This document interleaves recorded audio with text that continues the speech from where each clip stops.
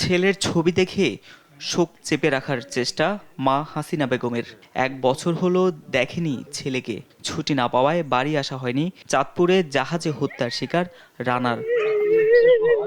রোববার মোবাইলে সর্বশেষ কথায় মাকে জানান, ছুটি নিয়ে মঙ্গলবার বাড়ি এসে খাবেন মায়ের বানানো শখের পিঠা। জীবিত না পারলেও মঙ্গলবারই তার মরদেহ আসে মায়ের কাছে। এরকম জড়যন্ত্র মানুষ কি কেউ কোবায় কাটতে হেলায়? এটা কি মানুষ?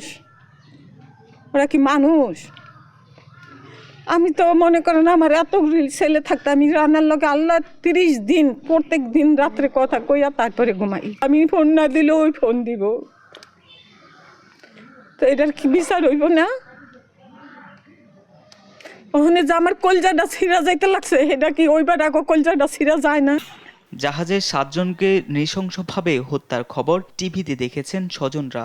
নিহতদের মধ্যে তাদের রানাও যে ছিলেন তা কিছুতেই ভাবতে পারেননি তারা। আমার অনেক আদরের ভাই ছিল, সবার ছোট। আমার এই বাইরে এভাবে মেরে ফেলবো আমরা চিন্তা করি না। 4 জনের মধ্যে যে আমার ভাই আছে আমি জানি না। আমরা তো খবর তো ঠিকই দেখতেছি, কিন্তু আমার ভাই যে আছে এটার মধ্যে আমরা জানি না।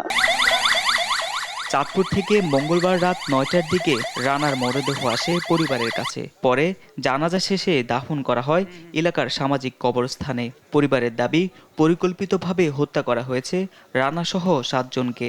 লোক হিসেবে ভালো ছিল ছেলেটা, কোনো আমরা বিশৃঙ্খল বা আনা করতো না, কারো শুধু মারামারি হানাহানি আর এই ছিল না।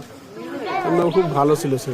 যে কোনো ষড়যন্ত্র হইতে পারে, মালিক ডাকাই চলতো, মনে করেন মালপত্র সবকিছু নিয়ে যেত, অন্ত হেয়া তো হয় নাই। এত বুঝা যায় যে ষড়যন্ত্রই কিছু ছিল তাদের সাথে। আমার সূক্ষ্ম বিচার জানি হয়, এটা আপনারা করবেন। এই হত্যাকাণ্ডের সাথে জড়িতদের উপযুক্ত বিচার চান পরিবার সহ স্থানীয়রা। নিউজ ডেস্ক, দেশ টিভি।